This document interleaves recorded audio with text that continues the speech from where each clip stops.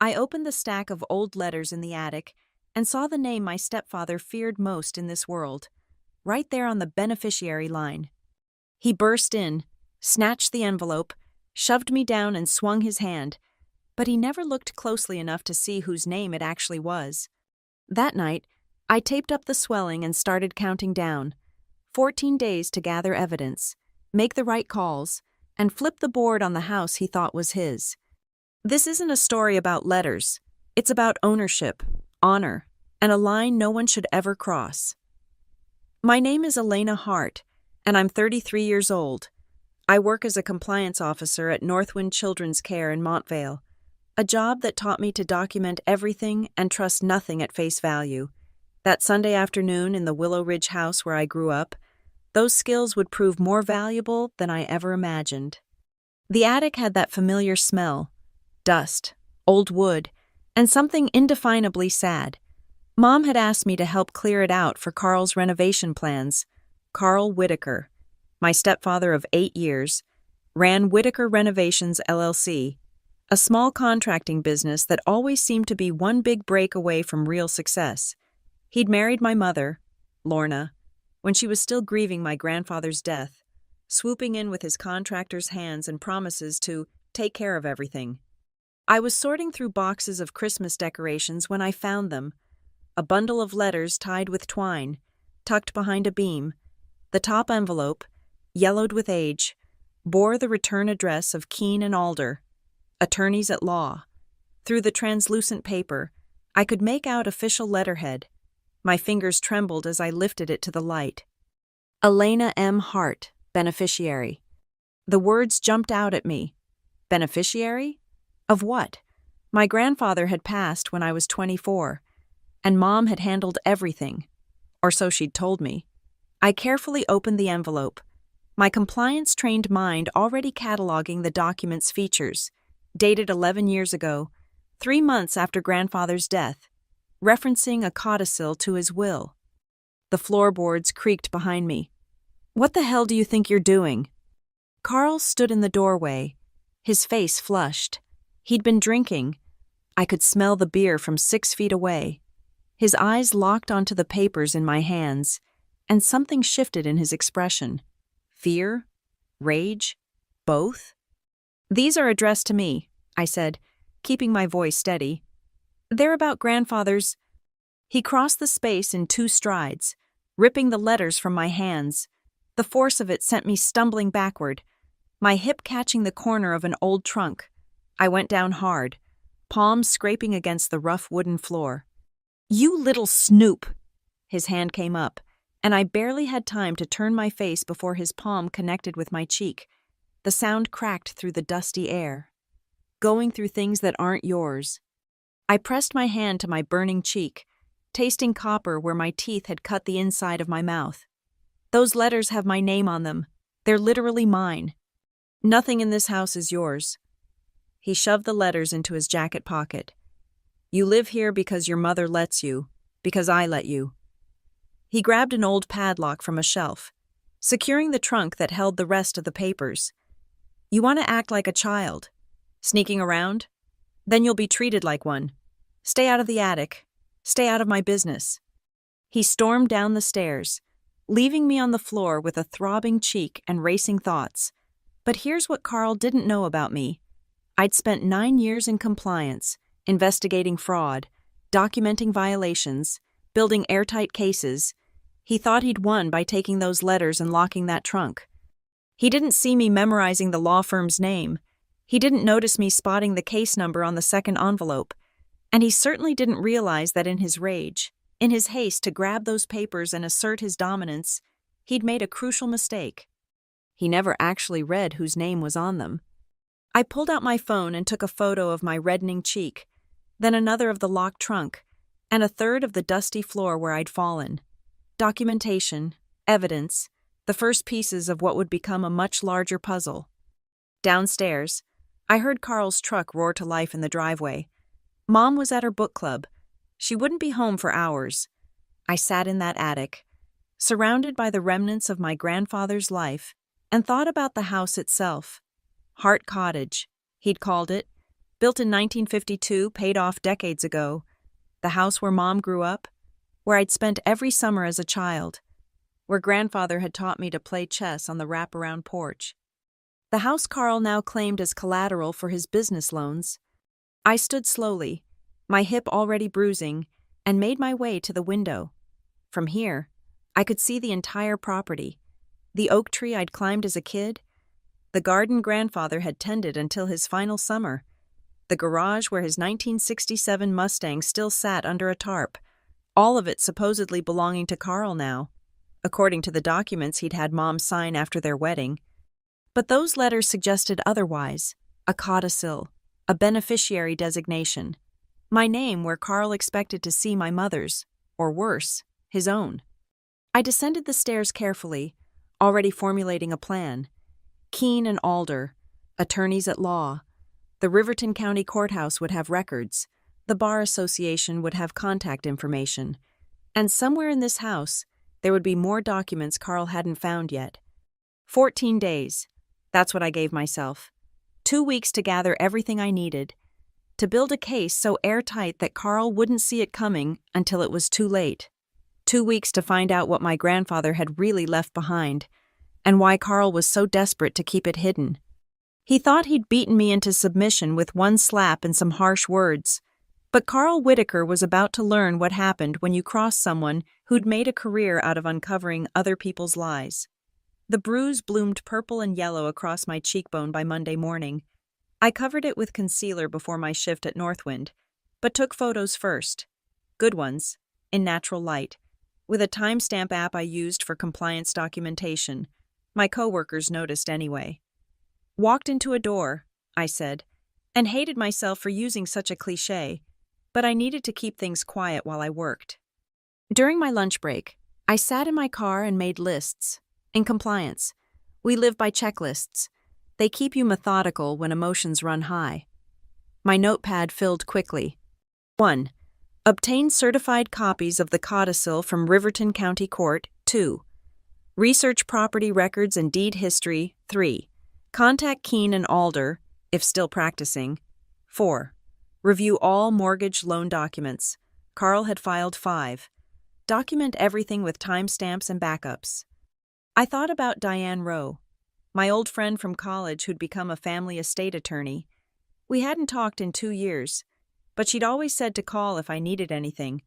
I pulled up her contact and typed, "Need your expertise on a property matter.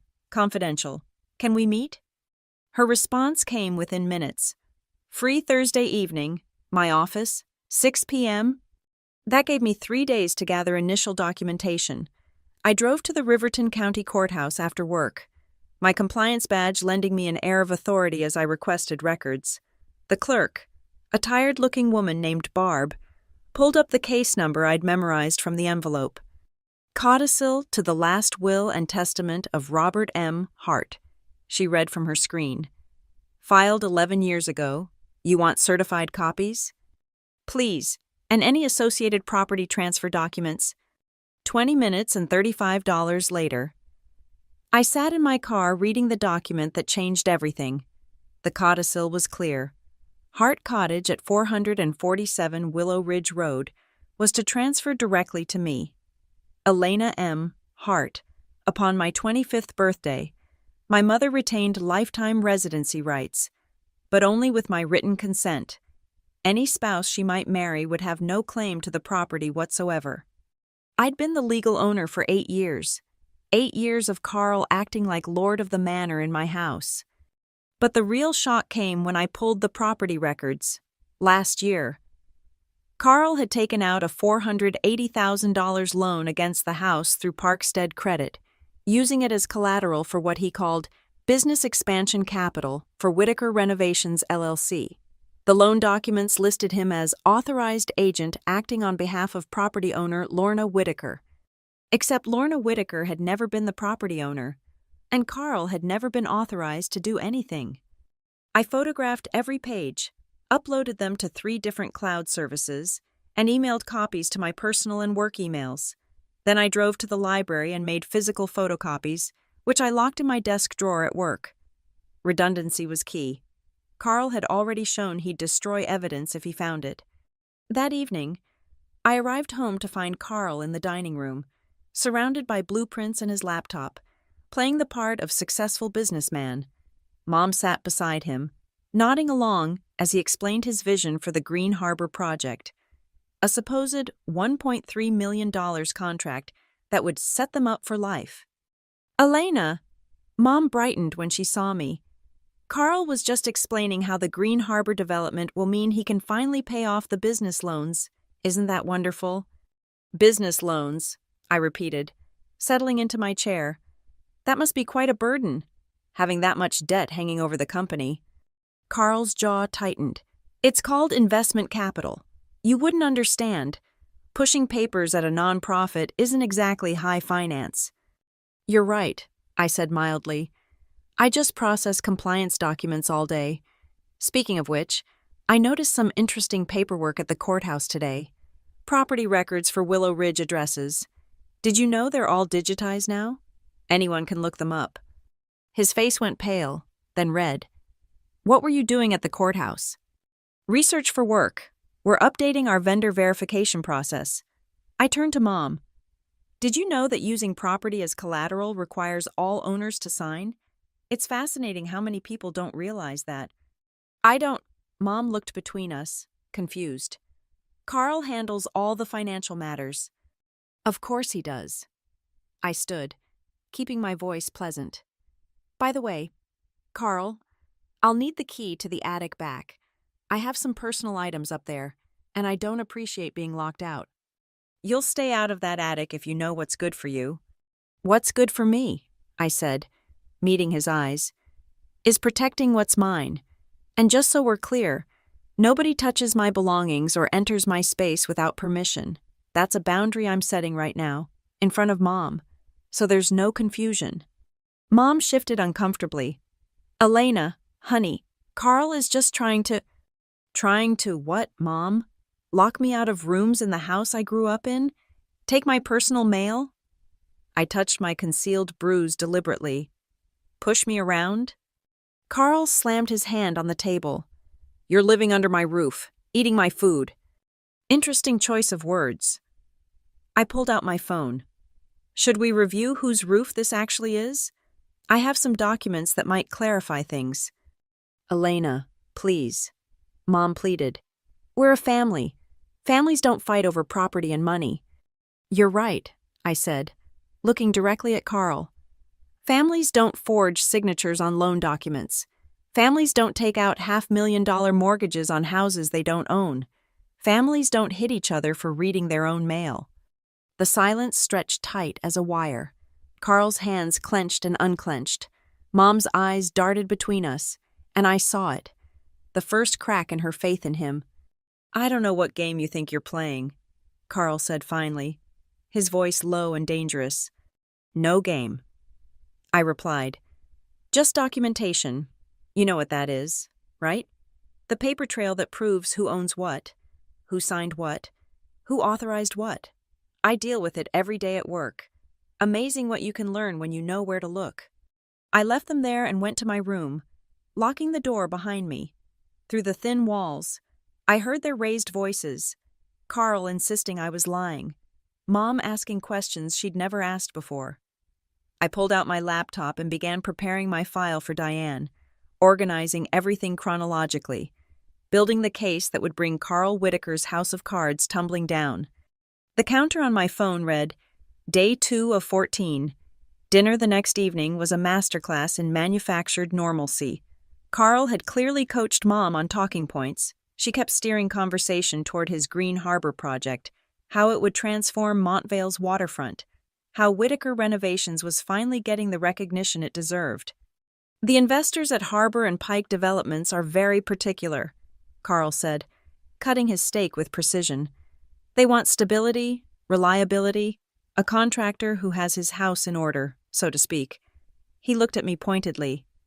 Family unity is important to them. They like to know their partners don't have domestic complications. Domestic complications, I repeated, setting down my fork. Is that what we're calling fraud now? Mom's wineglass trembled. Elena, Please. It's a simple question. Mom, when exactly did you sign papers authorizing Carl to mortgage this house? There were so many documents when we got married. Carl said it was for tax purposes, putting everything in both our names. Except he didn't put anything in both your names, did he? I pulled up the property records on my phone. According to the county recorder, this house has never been in your name, Mom. Not once. It went from grandfather to… Enough! Carl's fist hit the table, making the dishes jump. You want to destroy this family over some paperwork? Your mother and I have built a life together. I've provided for both of you, kept this roof over your heads. My roof, I said quietly. And you knew it. That's why you hid those letters. That's why you forged Mom's signature on the loan documents. Because you knew the house was mine. Carl stood abruptly, his chair scraping against the floor. You're an ungrateful little… He caught himself, aware Mom was watching. I need some air. After he stormed out, Mom and I sat in silence. Finally, she whispered, The house is really yours? Since I turned 25, Grandfather set it up that way, probably to protect the property from… I gestured toward the door Carl had exited through. From exactly this kind of situation. But Carl said the mortgage was necessary for the business. He said it was our investment in our future. Mom, he took out $480,000 against this house. Where did that money go? Have you seen the business accounts? The tax returns? Her silence was answer enough. I need to show you something. I pulled out the codicil copies. Read this, especially the part about spousal rights. Mom read slowly, her finger following each line. I watched her face change as understanding dawned. He never had any right to this house? None.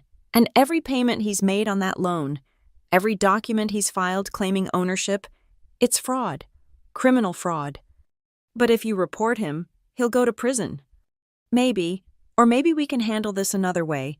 But Mom, I need you to understand something. He hit me. When I found those letters, he hit me and locked me out. That's who he is when he thinks no one's watching. Mom's hand flew to her mouth. He said you fell… I have photos, and I'm done pretending this is normal. I leaned forward. Mom, has he ever accessed your accounts? Your retirement savings? Grandfather's life insurance payout? The way her eyes dropped told me everything. We need to look at all of it, I said gently. Every account, every transaction. I know you love him, but love doesn't mean letting someone steal from you. It's not stealing if we're married. It is if he's lying about what he's doing with it. Mom, the Green Harbor Project. Have you ever seen a contract? Met anyone from Harbor and Pike? Or is it all just Carl talking about it? She was crying now, silent tears rolling down her cheeks. I don't know anything anymore. He handles everything, says I don't have a head for business. You ran Grandfather's household for 20 years after Grandma died. You managed his medical care, his finances, everything. You have a head for business. Carl just convinced you otherwise. We heard his truck in the driveway. Mom quickly wiped her eyes, but I didn't move. When Carl walked in, I was ready. I've made a decision, I announced. I'm going to need all the financial records for the house. Mortgage documents, payment records, everything, for tax purposes. You don't need anything, Carl said, but his voice lacked its usual force. Actually, I do. As the legal owner, I need to report the rental income from you and Mom living here. I've been negligent not declaring it for the past 8 years. I should probably set up a formal lease agreement too, just to keep everything above board. Carl's face cycled through several colors. Rental income? Lease agreement? Your mother is my wife, which gives her residency rights, with my written consent. You, however, are just her spouse, no legal standing regarding the property at all.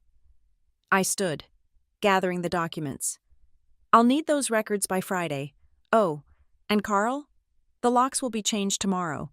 I'll provide you and Mom with copies of the new keys, of course, as my tenants. You little bitch. Carl. Mom's voice cracked like a whip. We both turned to stare at her. "You will not speak to my daughter that way. Not in this house." It was a small victory, but I saw something shift in the dynamic. Carl saw it too. For the first time since he'd married my mother, he looked uncertain. "We'll discuss this later," he muttered, heading for their bedroom. Mom squeezed my hand. The combination to his office safe is July 15th, '88. His birthday. He doesn't know I know. I squeezed back. "Make sure you're not home tomorrow between 10 and noon. That's when the locksmith is coming." She nodded, and for the first time in 8 years, I saw a glimpse of the woman who'd raised me. The one who'd stood up to doctors when they'd dismissed grandfather's symptoms. Who'd fought the insurance company for his coverage. Who'd managed everything with quiet strength until Carl convinced her she was weak. Day 4 of 14. The foundation was cracking, and Carl was starting to feel the tremors. But the real earthquake was still to come. Thursday evening. I sat in Diane Rowe's office with a banker's box of evidence. She'd changed her hair color since college, but still had the same sharp eyes that had made her stellar at mock trial. Those eyes widened as she reviewed the documents I'd assembled. "Elena, this is extensive fraud," she said, setting down the loan papers. "He used a forged power of attorney to claim he was acting for your mother, who he claimed owned the property, which she never did. The falsified assessment that got the loan approved. He undervalued the property by almost 40% to avoid triggering additional scrutiny." "Can we void the mortgage?" "We can do better than that." Diane pulled up something on her computer. "Parkstead Credit has been under federal investigation for predatory lending practices. They'll want to avoid another scandal. We serve them with notice that the loan was fraudulent. They'll freeze it immediately rather than risk being accessories after the fact." "What about Carl?" "Criminal charges are possible, but that's up to the DA. What we can do immediately is file for a temporary restraining order and an emergency injunction preventing him from accessing any accounts or properties tied to the fraudulent loan." She leaned back. "But Elena, once we start this, there's no going back. He'll lose everything. The business, his reputation, possibly his freedom. He stole from my mother. He stole from me. He put my grandfather's house at risk for his ego. And he assaulted you." She pointed to the photos of my bruised face. "We should include that in the tarot filing, establish a pattern of control and violence." I thought about Mom, how she'd looked giving me the safe combination. What protections can we put in place for my mother? She's a victim of financial abuse. We can ensure she's not liable for any of his fraudulent activities. Her retirement accounts, if any remain, can be recovered through civil action. Diane made notes. "I'll need her to sign an affidavit confirming she never authorized the mortgage." "She will." We spent 2 more hours building the case. Diane contacted a colleague at the DA's office to flag the fraud. By the time I left, she'd already drafted the cease and desist letter to Parkstead Credit and prepared the TRO filing for Monday morning's emergency docket. Friday morning, while Mom was at her doctor's appointment and Carl at a job site, I entered his home office with the combination she'd given me. The safe opened on the first try. Inside, I found everything. Bank statements showing where the $480,000 went, not into Whitaker renovations, but into a failed crypto investment and gambling debts. Contracts for projects that had fallen through. Credit card statements with charges at casinos across the state. And at the bottom, a folder marked Hart Estate. Inside were the original letters from Keene and Alder, the ones he'd taken from me, plus others I hadn't seen. Letters to my mother about the codicil that had never reached her. A copy of my grandfather's death certificate with pending estate matters noted. Carl had been intercepting mail about the estate for years. But the real smoking gun was a handwritten note in Carl's writing.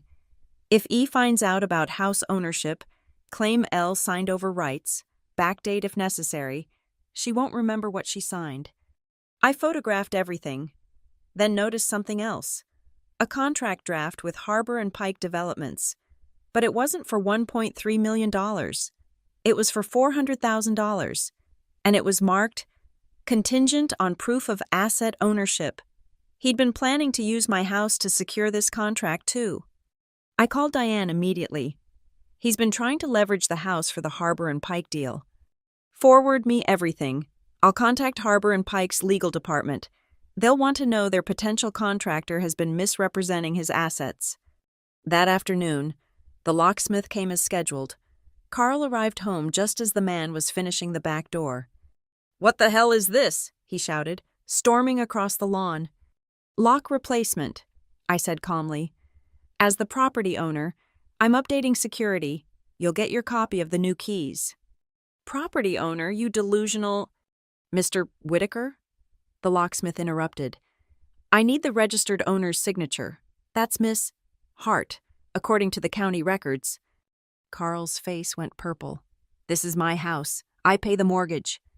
"You pay a fraudulent loan you took out illegally," I corrected, "which Parkstead Credit will be informed about on Monday, along with Harbor and Pike, the IRS, and the State Attorney General." The locksmith, sensing danger, quickly finished and left.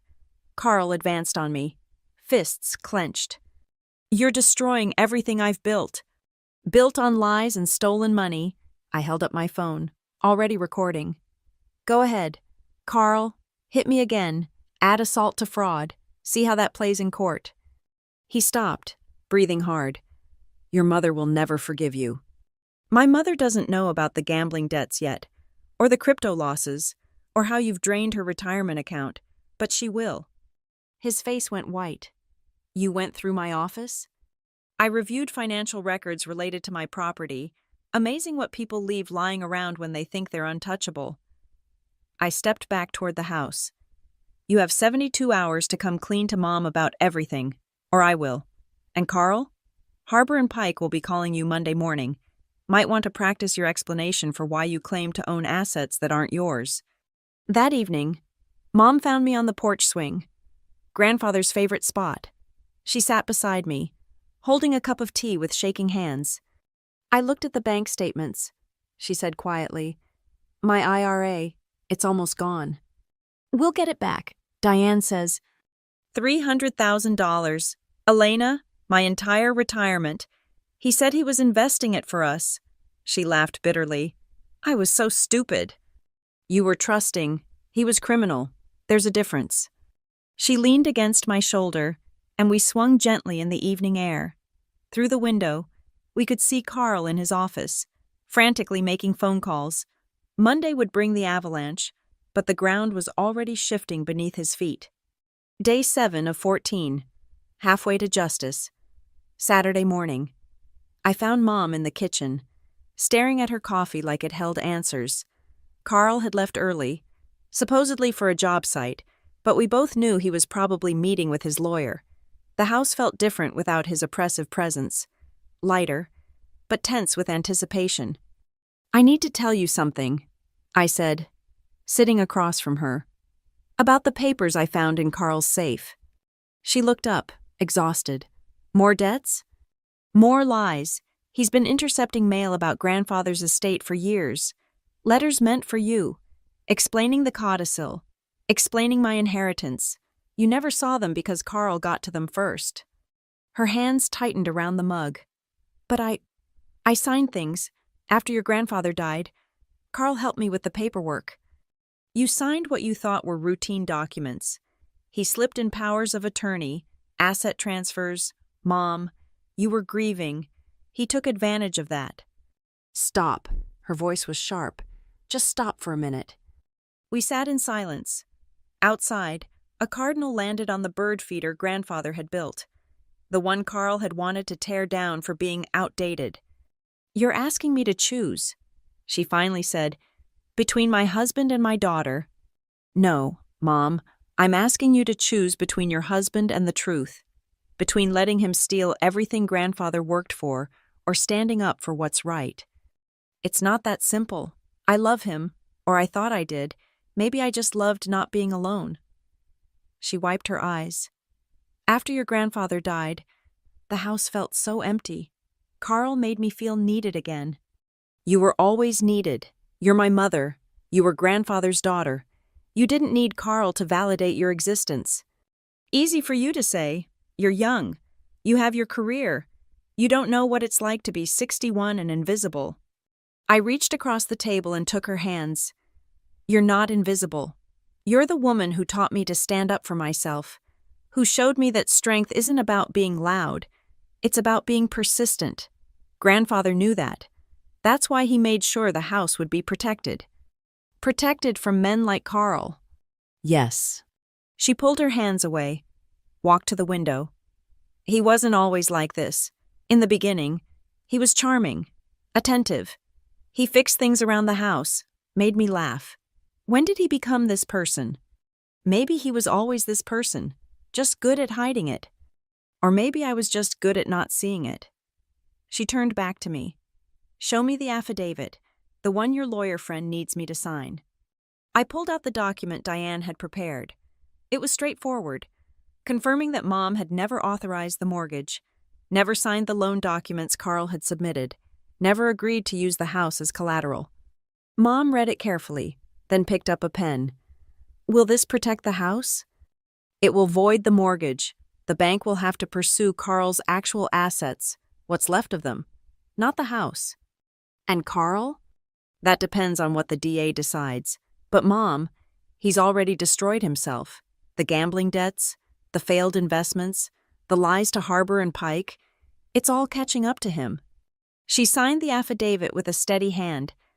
Your grandfather would be proud of you, standing up to a bully, protecting what's yours. She managed a small smile.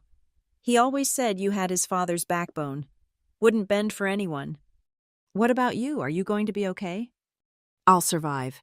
I survived losing your grandfather. I'll survive losing Carl. But Elena... She hesitated. When this all comes out, when Carl realizes we're united against him, he might... Diane's filing a restraining order Monday. If he threatens either of us, if he gets violent, he'll be arrested. You've thought of everything. I learned from the best. You taught me to be thorough, remember?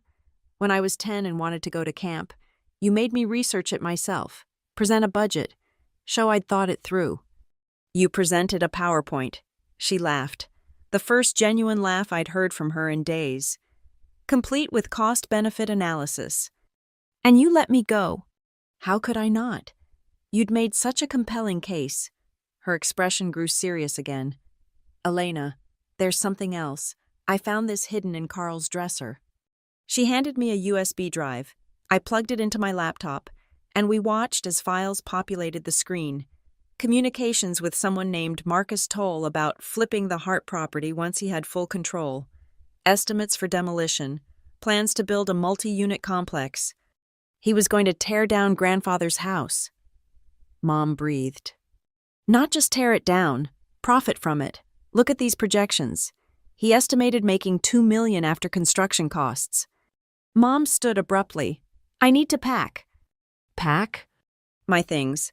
The things that matter.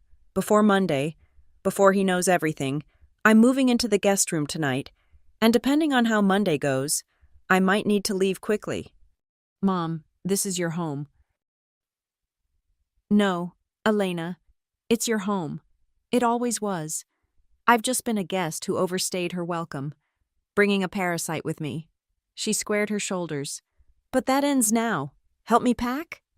We spent the afternoon sorting through her belongings, separating what was truly hers from what Carl had gradually claimed. Her mother's jewelry, hidden in an old shoebox. Photo albums Carl had stuffed in the attic. Grandfather's watch, which Carl had tried to pawn before Mom caught him. As we worked, Mom told me things I'd never known. How Carl had isolated her from her friends, always finding fault with them. How he'd convinced her she was bad with money, too emotional to handle finances. How he'd slowly taken over every aspect of their life until she felt she couldn't function without him. It happened so gradually, she said, wrapping grandmother's china in newspaper. Like being slowly poisoned. You don't realize you're dying until you're almost gone. That evening, Carl came home to find Mom's things moved to the guest room and a lock on the door. What's this about, Lorna? His voice carried down the hall. It's about truth. Carl, something you might want to acquaint yourself with before Monday. You're listening to her? Your daughter who's trying to destroy our marriage? Our marriage was destroyed the moment you stole from me. Elena's just cleaning up the wreckage. I heard his footsteps approaching my door, but they stopped. Maybe he remembered the recording I'd made. Maybe he realized the house of cards was already falling. Or maybe, for once, he recognized he'd already lost. Day 8 of 14. Tomorrow would be Sunday. The calm before Monday's storm. Mom and I would spend it together. Two women reclaiming their lives from a man who'd tried to steal everything. The countdown continued, but we were no longer victims waiting for rescue. We were survivors, preparing for war. Sunday was a chess match played in silence. Carl knew something was coming, but not from how many directions. I spent the morning executing a carefully orchestrated sequence of notifications, each one designed to tighten the net. First, I called Harbor and Pike Developments directly. Their project manager, Sandra Wu, listened carefully as I explained the situation. Mr. Whitaker represented that he owned significant real estate assets as collateral for the Green Harbor project. I said, I'm calling as the actual property owner to clarify that any documents he's provided regarding 447 Willow Ridge Road are fraudulent. I see. Her tone was professionally neutral, but I heard keyboards clicking.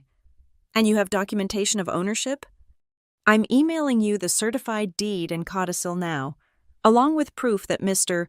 Whitaker forged documents for a previous loan against this same property. We appreciate your bringing this to our attention. We take due diligence very seriously. I imagine you'll want to review his entire application. Financial fraud rarely happens in isolation. Indeed, we'll be conducting a thorough review immediately. Next, I contacted Parkstead Credit's fraud department. They were closed Sundays, but I left a detailed voicemail and followed up with an email marked Urgent, Fraudulent Loan Documentation. Diane had advised me to create a paper trail showing good faith notification to minimize any potential liability. Around noon, Carl cornered me in the hallway. Whatever you think you're doing, you need to stop, now. I'm protecting my assets. That's what you taught me, isn't it? Always protect your assets? You have no idea what you're messing with. I have connections, influence. You have gambling debts and a crypto portfolio worth negative $40,000. I pulled out my phone, showing him screenshots of his transaction history. Your connections at those casinos? They're going to be very interested to know you've been paying them with stolen money. His face drained of color. How did you? You're not the only one who can read financial documents. Carl, the difference is, I actually understand them. If you destroy my business, you destroy your mother's security. Is that what you want? My mother's security was destroyed the moment she married you. I'm just showing her the wreckage. He grabbed my wrist, not hard enough to leave marks. He'd learned that lesson, but firm enough to make his point. You're playing a dangerous game, little girl. No game. I twisted free. And I'm not a little girl. I'm the woman who owns this house, who has evidence of your fraud, and who's about to make sure everyone in Montvale knows exactly what kind of man Carl Whitaker really is. He stepped back, and I saw something I'd never seen before. Genuine fear in his eyes. What do you want? Money? An apology? I want you gone, but I'll settle for justice. That afternoon, I made one more call. This time to Benjamin Torres at the State Contractor Licensing Board. We'd worked together on a case involving unlicensed contractors targeting elderly homeowners. Ben, I need to report a situation. Whitaker Renovations LLC has been using fraudulent asset declarations to secure contracts. Carl Whitaker? He just bid on the municipal building renovation. You'll want to flag that bid. I'm sending you documentation showing he's been misrepresenting his financial capacity, forged documents, falsified loan applications, the works. Jesus, Elena, this is serious. It gets worse. He's been using stolen funds to float his business. His performance bonds are backed by assets he doesn't own. We'll open an investigation immediately. His license will be suspended pending review. By evening, Carl had locked himself in his office. making frantic phone calls. I could hear him through the door, pleading with lenders, threatening lawyers, desperately trying to shore up his crumbling empire. Mom and I ate dinner alone, a simple meal of soup and salad that tasted like freedom. Tomorrow's going to be hard, I warned her. I know, but Tuesday will be better, and Wednesday better still. She squeezed my hand. I called my sister in Portland. If things get ugly, I can stay with her for a while. You shouldn't have to leave your home. It's not my home, remember? It's yours. And honestly, Elena, I think I need some distance to figure out who I am without someone telling me. After dinner, I did one final thing. I wrote an email to every subcontractor who'd worked for Whitaker Renovations in the past year. Plumbers, electricians, framers. The subject line read, "Important. Secure your payment documentation." The body was simple. You may want to ensure all invoices to Whitaker Renovations are current and documented. Cash flow issues are anticipated starting Monday. This is not financial advice, simply a professional courtesy. Within an hour, my phone was buzzing with replies. 3 contractors mentioned they were already owed money. 2 said they'd suspected something was off when Carl kept delaying payment. 1 thanked me for confirming what everyone in the trade already knew, that Carl Whitaker was drowning. As I prepared for bed, I heard Carl's office door slam. His footsteps stomped past my room, paused, then continued to the master bedroom, or what used to be the master bedroom, since Mom had moved out. I looked at my checklist one more time. Parkstead Credit, notified. Harbor and Pike, notified. Contractor Board, notified. Subcontractors, warned. Legal documents, filed and ready. Mom, protected and prepared.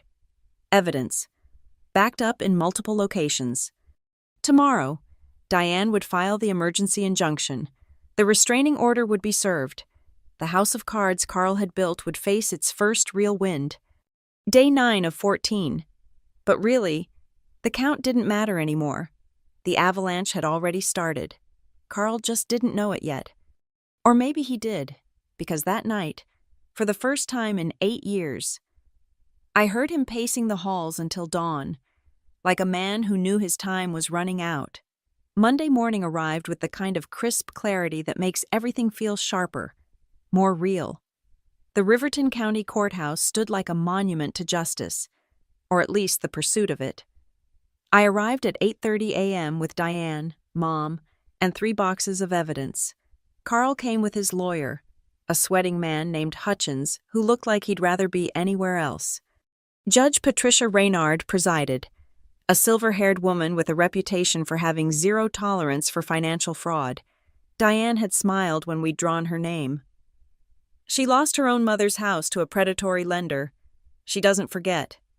Your Honor, Diane began, we're seeking an emergency injunction to prevent further fraudulent use of the property at 447 Willow Ridge Road, and a restraining order against Carl Whitaker for assault and financial abuse.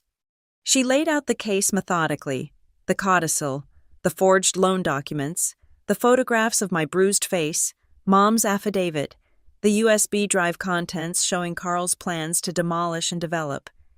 Each piece of evidence built on the last, creating an undeniable picture of systematic fraud. Hutchins tried to object several times, but Judge Reynard shut him down. Mr. Hutchins, I've reviewed the preliminary filings. Does your client dispute that he took out a $480,000 loan against a property he doesn't own? Your Honor, Mr. Whitaker believed his wife had inherited. Believed? Or chose not to verify? She held up the codicil. This document was filed with this court 11 years ago. Public record. Your client is a contractor who regularly deals with property records. Are you suggesting he never once checked the actual ownership of the house he mortgaged? Carl shifted in his seat. I saw him glance at the exit, calculating. Furthermore, Judge Reynard continued, these bank statements show the loan proceeds went not into business development, but into cryptocurrency speculation and gambling debts. Mr. Whitaker, would you care to explain how losing $480,000 at Rivers Casino constitutes a business investment? I don't have to explain anything, Carl snapped. This is a witch hunt orchestrated by the legal owner of the property you fraudulently mortgaged. The judge finished. Miss Hart, do you have anything to add? I stood. Your Honor, I'd like to submit one final piece of evidence. Diane handed me the envelope we'd saved for last. This is a letter from my grandfather, Robert Hart, found sealed in his papers. It's addressed to me, to be opened when I claimed my inheritance. Judge Reynard nodded for me to continue. I opened it with steady hands and read, My dear Elena, if you're reading this, you've discovered what I've left you. The house isn't just property. It's security, independence, the knowledge that no one can take your home from you. I've watched too many women lose everything to men who promised protection but delivered control. Don't let anyone, no matter who they claim to be, take what's yours. The house is yours, alone. Guard it well. Love, Grandfather. The courtroom was silent. Mom was crying silently. Even Hutchins looked uncomfortable. The court's decision is clear.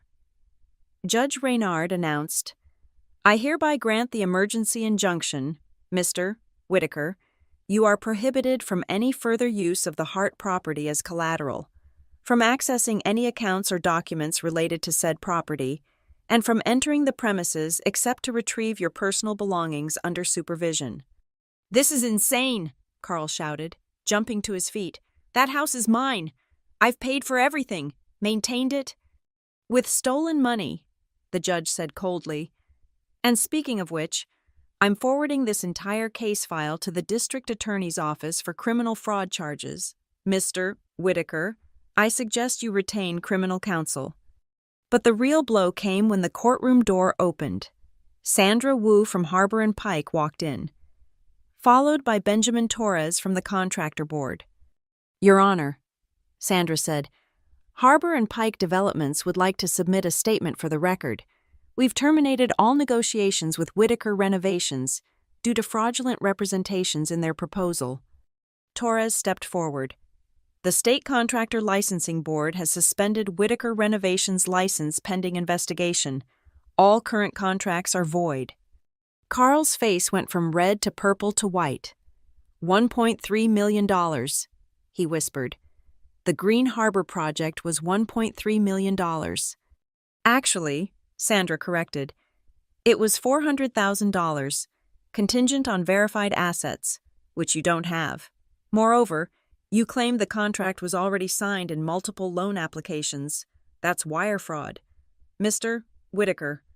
I watched Carl crumble in real time. His shoulders sagged, his hands shook, and for the first time since I'd known him, he looked small. 8 years of bullying, stealing, and lying, all unraveling in a single morning. Your Honor, Diane said, we'd also like to address the matter of Mrs. Whitaker's retirement funds. That's marital property, Hutchins protested weakly. Actually, Diane smiled. It's not. The IRA was established before the marriage and never converted to joint ownership. Mr. Whitaker withdrew funds using another forged POA. That's federal charges. Theft from a retirement account. Judge Reynard's gavel came down hard.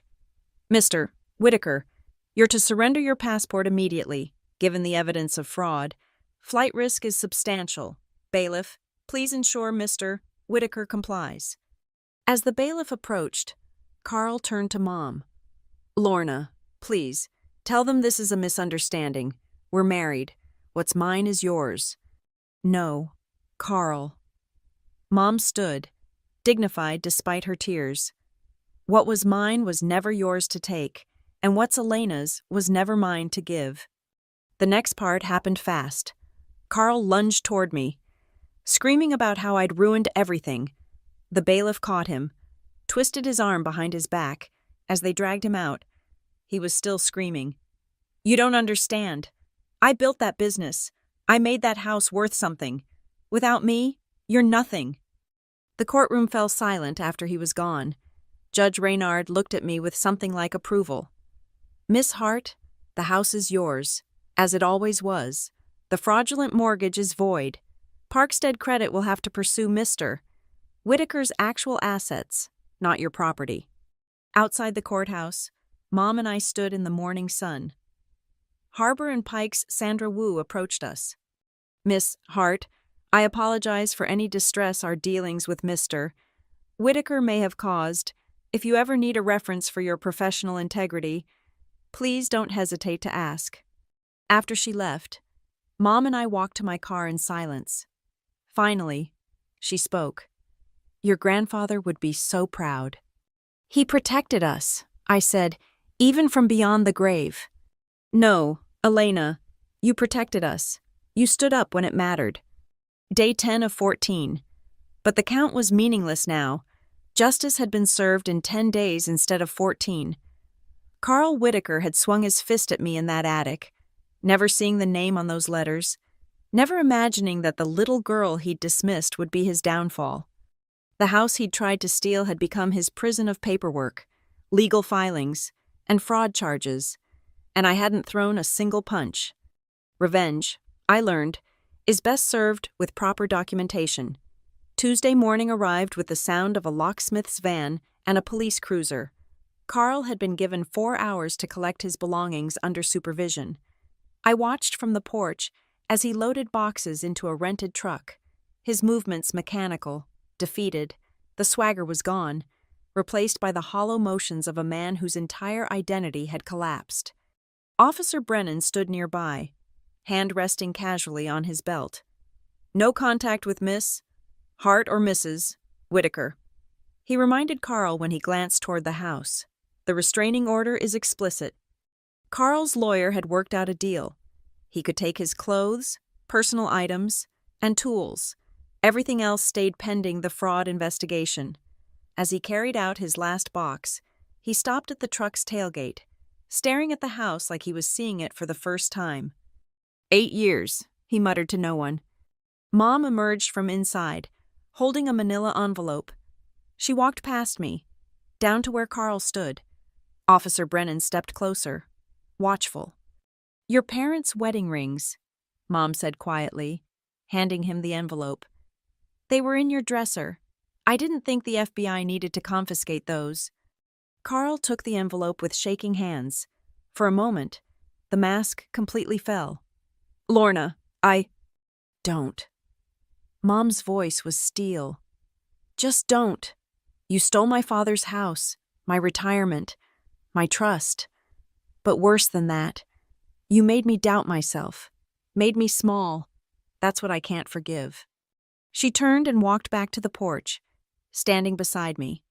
We watched Carl climb into the truck and drive away, Officer Brennan following to ensure he left the county as ordered. That afternoon, I sat in the kitchen with my laptop, changing all the utility accounts back to my name.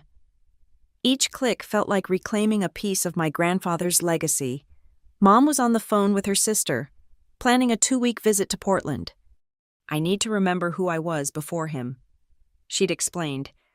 "Maybe discover who I can be after." My phone buzzed. Email from Parkstead Credit. Mortgage declared null and void. No liability to property owner. Pursuing recovery through borrower's assets. Another buzz. Text from Diane. DA filing charges. Wire fraud. Identity theft. Forgery. Carl looking at 5-10 years minimum. Then, unexpectedly, a call from Sandra Wu at Harbor and Pike. "Miss Hart, I have an unusual request. We're still looking for a project manager for Green Harbor, someone with attention to detail and uncompromising ethics. Your handling of this situation impressed us. Would you consider interviewing?" I almost laughed. Carl's dream job, offered to the person who'd exposed him. "I appreciate the offer, but I have a position I love at Northwind.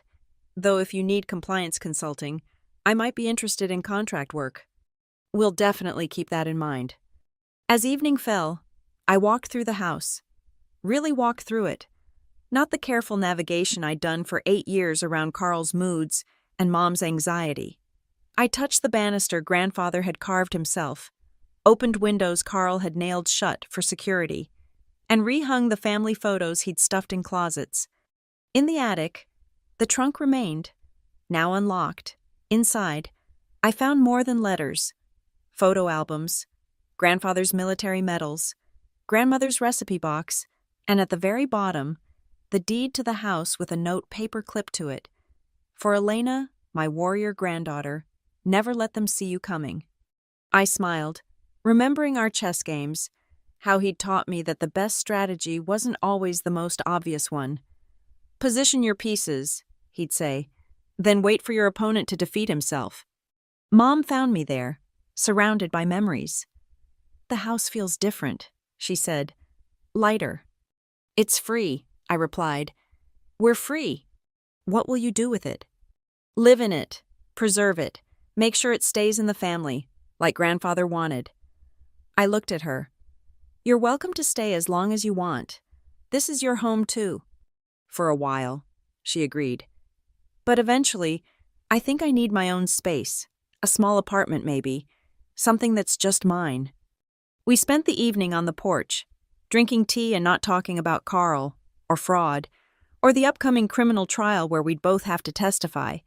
Instead, we talked about grandfather, about the garden we'd plant in spring, about the Mustang in the garage that maybe we'd finally restore.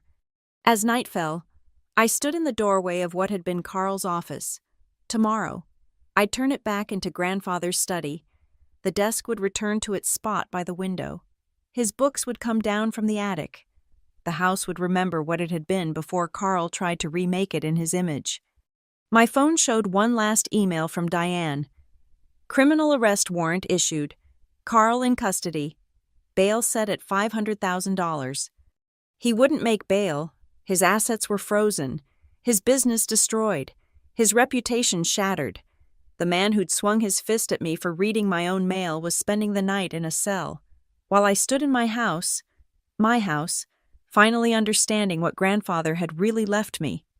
Not just property, not just security, but the knowledge that I could stand up to anyone who tried to take what was mine, that I could fight back with intelligence instead of fists, with documentation instead of violence, with truth instead of threats. I closed Carl's office door, soon to be grandfather's study again, and turned off the lights. Tomorrow would bring paperwork, legal procedures, the slow grind of justice. But tonight, for the first time in 8 years, I locked my doors not out of fear, but out of simple ownership. The house was mine, the truth was out, and Carl Whitaker's name would never again appear on any document related to 447 Willow Ridge Road. Revenge complete.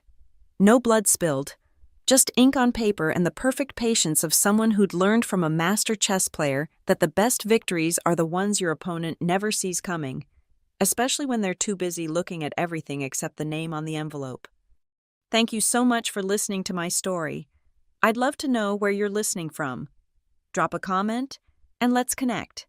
If this story resonated with you, please subscribe to the channel and share your thoughts below.